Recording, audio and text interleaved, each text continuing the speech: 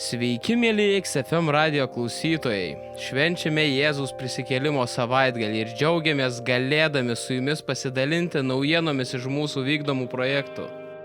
Projektas XTV prasmingam laikui. Mūsų komanda fiksuoja tikras istorijas ir liudijimus. Daug meilės ir muzikos buvo užfiksuota Arnoldo Jeloniausko jubiliejiniame 50-mečio koncerte Esu, kas esu. Dėkojame visiems, kurie buvo kartu, dalinosi džiaugsmu ir prisiminimais. Prisiminėme ir vieną iš įsimintiniausių krikščioniško jaunimo muzikos renginių Sielos 2011. Jaunimo ugnis, šlovinimas ir draugystė vėl atgijo mūsų archyvuose. Taip pat mūsų filmavimo komanda užfiksavo jaukias emocijas ir sukrečiančius liudijimus seminare Šeima ėjimas kartu. Tai buvo ypatingas laikas gilinti tarpusavio ryšius ir auginti šeimos stiprybę kartu. Vasario 27 kovo 2 dienomis dalyvavome Vilniaus knygų mugėje. Ten pristatėme Aistės ir Leonardo Šopos knygą Nekaltas. Tai atvira ir jautri istorija apie problemas, su kuriomis susiduria visi paaugliai ir jų tėvai, paliečianti svarbes gyvenimo bei tikėjimo temas.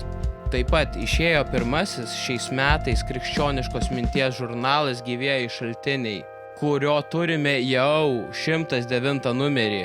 Šį pavasarį, pirmąjį metų numerį, pradedame su istorinė tema Drąsa mylėti. Taip pat ruošiamės spausdinti mūsų į lietuvių kalbą verčiamą žymaus autoriaus daktaro Henry Cloud knygą Why I Believe. Apsilankykite mūsų internetinėje parduotuvėje km.lt. Tenais nuolat pildome savo lentynas su naujais CD diskais, knygomis bei žurnalais. Ir labai kviečiu visus prenumeruoti mūsų žurnalą Vakaro žvaigždelė, nes taip palaikote mus, nes išgyvename tik iš fondų, aukų, jūsų prenumeratų. Tik prenumeratoriai gaus savo pašto dėžutėse žurnaliuką su kompaktinė plokštele. Na, o prekybos centruose pasirodys žurnalas be kompaktinės plokštelės. Tad labai kviečiu prenumeruoti, nes gaunate žurnaliuką ir pigiau, ir greičiau, ir su kompaktinė plokštele. Būsime labai dėkingi, jeigu mus ir toliau palaikysite, ir toliau skaitysite, klausysitės dainelių, pasakų ir visi kartu džiuginsime vaikus, bei juos ugdysime, kad augtų dorais, kūrybingais bei džiaugsmingais žmonėmis.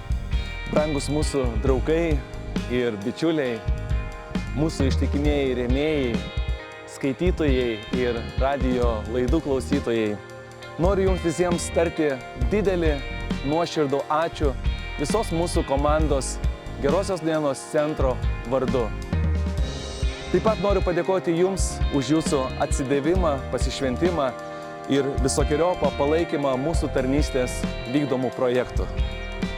Viena gražiausių ir prasmingiausių pavasario švenčių proga noriu jūs visus iš visos širdies pasveikinti su mūsų viešpaties Jėzaus Kristaus prisikėlimo švente. Būkit palaiminti jūs ir jūsų namiškiai.